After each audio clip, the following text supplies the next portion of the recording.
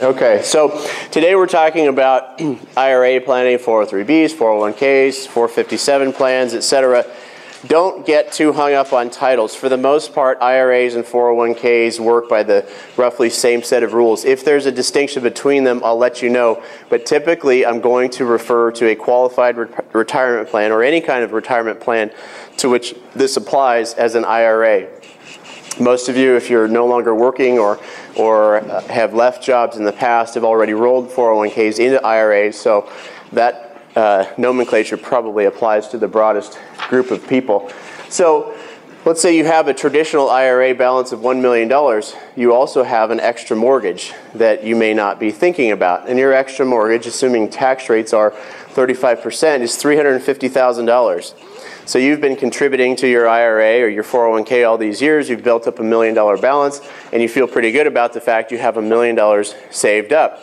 Well, the IRS would like their share. And this is a comparatively low number for people in California. This is just 35%, and if your income's high enough, you could be at 35% federal alone. And if we wind up getting the 3.8% healthcare surtax on top of that, and state income tax, you could be at a very high tax rate. So you do have some tax built in. That's why we do want to defer taxation on IRAs as long as we can.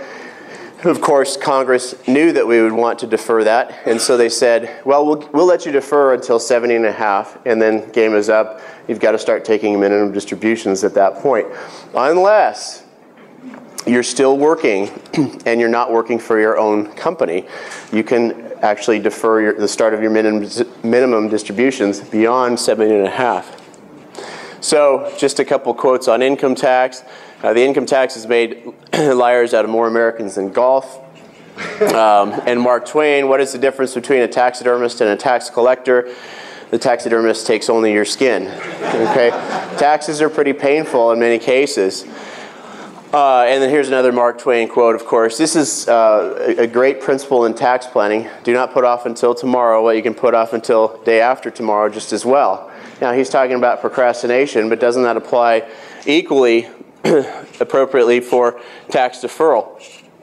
Now, you have done the advanced estate tax class, and so, well, you're all experts now, right? So who can tell me what the exemption will be in 2013? For estate taxes and for gift taxes. Anybody? Well, my personal opinion is, obviously the law right now says it goes back to $1 million exemption both for estate taxes and gift taxes. I think it will go back to $3.5 million per person for estate taxes and $1 million for gift taxes. Right now we have actually a $5 million gift tax and estate tax exemption, which is unprecedented. Nobody expected the $5 million gift tax piece because that lets somebody give now. Just think of Daddy Warbucks out there saying, wow, I don't have to die in order to get my $5 million. I can do it now. Well, he's going to use it, whereas if he has to die to get it, he might think twice, right? So that's why Congress has always kept the gift tax exemption lower than the estate tax exemption. They don't want you to use your full exemption during your life because they know how powerful it is. So it's unlikely to stick around. It was really sort of a fluke in the negotiations. But because this example involves estate tax assumptions, I wanted to at least get that out there. The estate tax is here to stay. We just don't know what the level will be. What I've done here is I've assumed we have estate taxes at 45% and income taxes at 35%. Well, let's say you have a taxable estate, whatever that level is, or ultimately turns out to be, and you pass an IRA onto your children. That is the worst possible asset you could pass to your children. It's called income in respect of a decedent. It has not been taxed yet for income tax purposes, but the full value, you don't get to take, that mortgage, that $350,000 mortgage you owe to the IRS, you don't get to take that off necessarily before you pay estate taxes. So the full value of the $1 million is included in your estate. So look at this. Are we actually double taxing this asset, taking 80% of your IRA away? And look at my tax rate assumptions, 45% on estate tax. The estate tax was just recently as high as 55%. Only 35% on income taxes. Obviously, it could be much higher than that. Well, Congress actually has given us a break. because it's not quite double taxation. They're very, very generous. They've given you a deduction. So if you pay estate tax at 45%, the next line you get an IRD deduction, income in respect of a decedent, which Peter's put up on the the flip chart over here, of $450,000. So it's not quite double taxation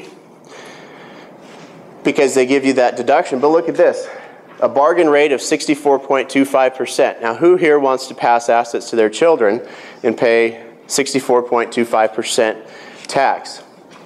Nobody. Well, the good news is if you structure your IRA properly, your children can actually defer that tax over their life expectancy and reduce the pain of that cost, the pain of that income tax cost. Did you, in your analysis right here, include California income tax in that? No, not really, because, well, it depends on the tax bracket. Yeah. I just picked a 35% rate. Okay. So if somebody's maybe at a 25% rate federal and 10% California, this would apply. Okay. But if someone's a top income earner, this should be more like 45%.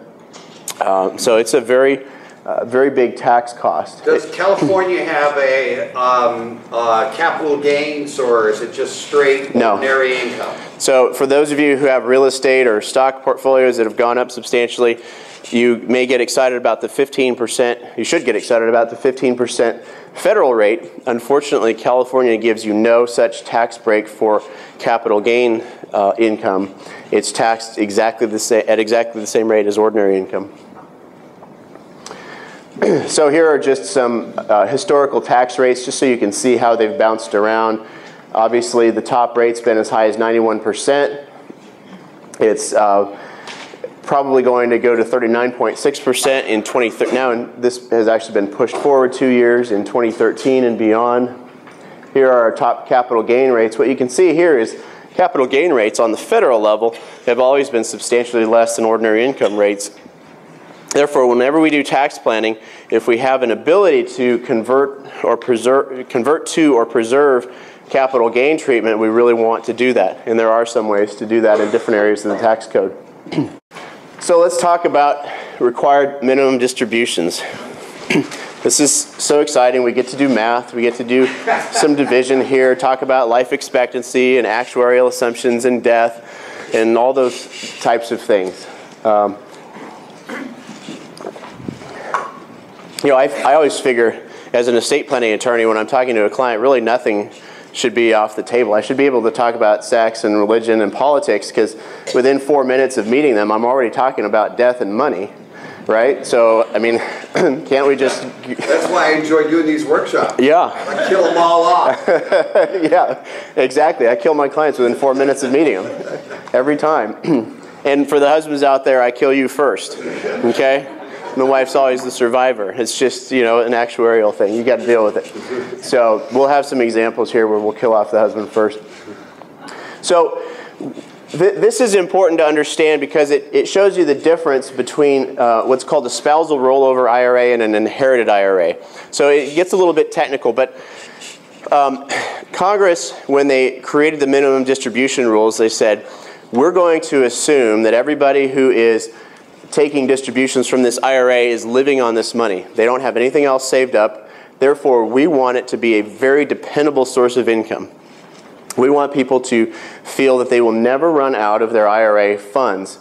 So we'll set the minimum distributions at such a level that if you just take the minimum distributions, you will not dip into your account.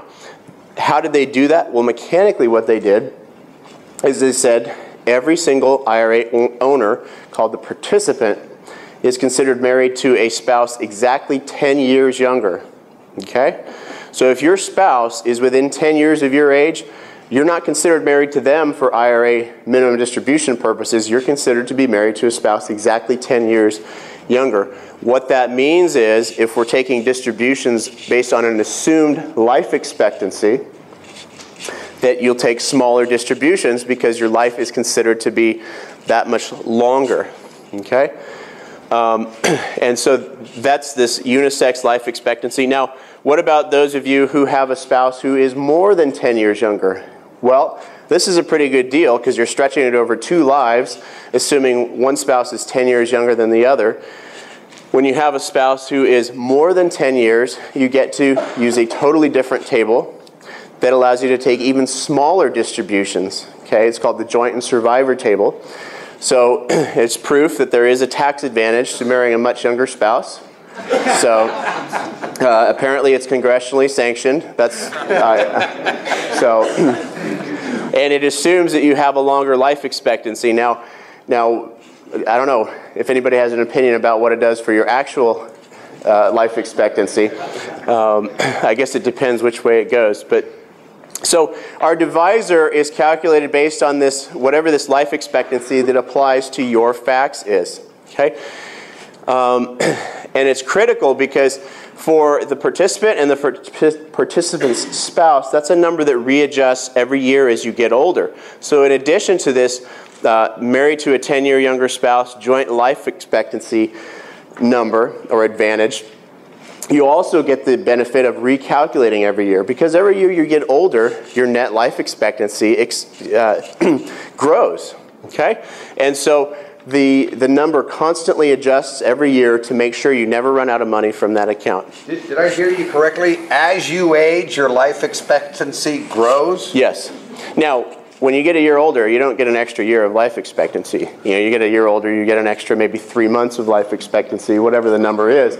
But it does affect this. It was a new drug that you got. Yeah. Yes, that's human growth hormone. Yes. Injections every night. If you have 5 different IRA accounts, do you have to calculate it on each IRA? That's a great question. No.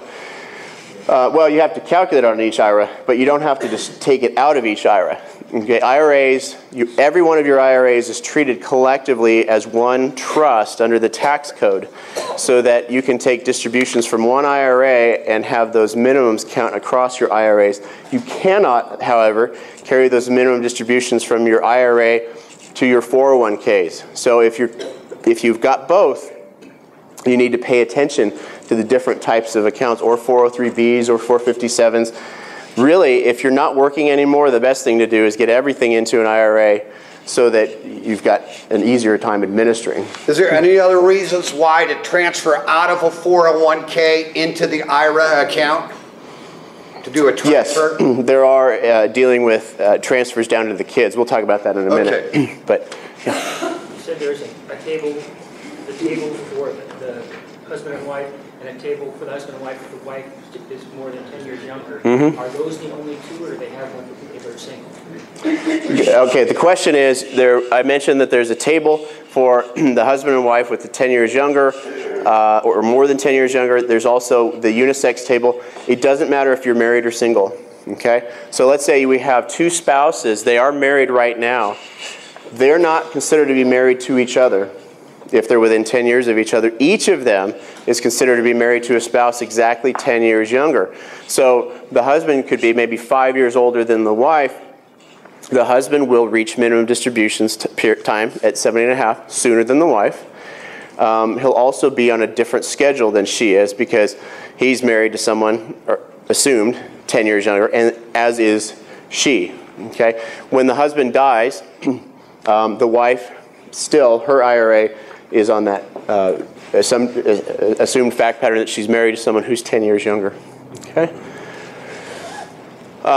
So one last thing to consider as we go through this calculation. It's a little bit odd. I don't know why Congress couldn't be consistent here, but they're assuming the account balance is based on December 31st of last year. So you divide your account balance by your life expectancy factor. Okay? The life expectancy factor is based on December 31st, based on your age as of December 31st this year. Okay? So for some things you get to go to last year, for other things you go to this year. So it makes a lot of sense. It's, I don't know, designed to keep lawyers and accountants employed. I'm not sure why they did that.